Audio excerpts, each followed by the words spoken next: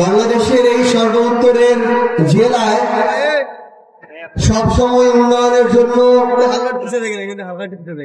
বরাদ্দ আস্তে আস্তে আর সর্বশেষ তেমন কিছু বাকি থাকে না।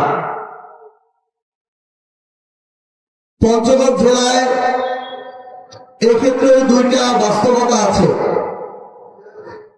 আমাদের দুইটা আসন, পঞ্চগড় 1 এবং পঞ্চগড় 2। পঞ্চগড় 1 আসন থেকে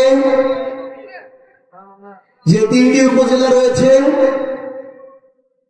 3টি উপজেলায় বিগত 30 বছরের ইতিহাস যদি আমরা দেখি,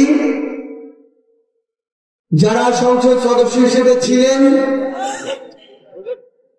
বেশিরভাগ সময় ছিলেন তেঁতুলিয়া উপজেলা থেকে। মাঝে সদরেও আমরা দেখেছিলাম এবং সদর সবসময় যে কোনো ক্ষেত্রে একটা প্রায়োরিটি পায়।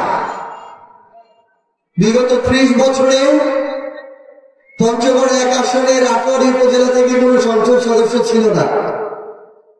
অপরদিকে আমাদের এই পঞ্চগড় 2 আসনে বিগত 54 বছরের বাংলাদেশ সৃষ্টির পরবর্তী ইতিহাসে আপনাদের এই অভাগা দেবীগঞ্জ উপজেলা থেকে, আমাদের এই অভাগা দেবীগঞ্জ উপজেলা থেকে কোন সংসদ সদস্য ছিল না। সেই জায়গা থেকে দুঃখজনক হলেও এটাই সত্য, পঞ্চগড় 1 আসনে আটোয়ারী উপজেলা যেমন একটা বাজেট বৈষম্যের মধ্য দিয়ে গিয়েছে, পঞ্চগড় 2 আসনে দেবীগঞ্জ উপজেলা সবসময় একটা বাজেট বৈষম্যের দিক থেকে গিয়েছে। নেতা যদি জনগণের দুঃখ দুর্দশা দরদটা বুঝে তাহলে উপজেলা কোনো সমস্যা না।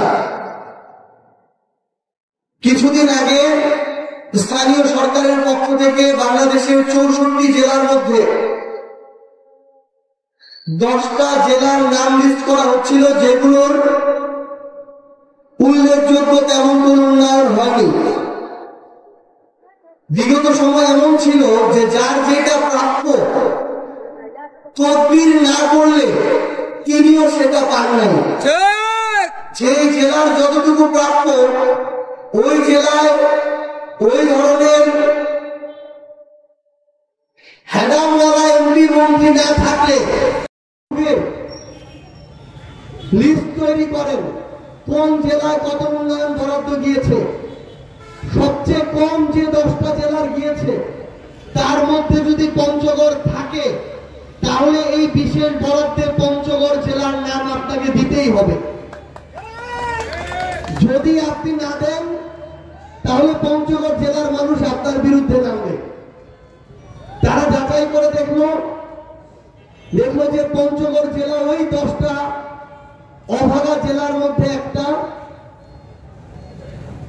যে জেলাগুলোতে সবচেয়ে কম উন্নয়ন বরাদ্দ এসেছে।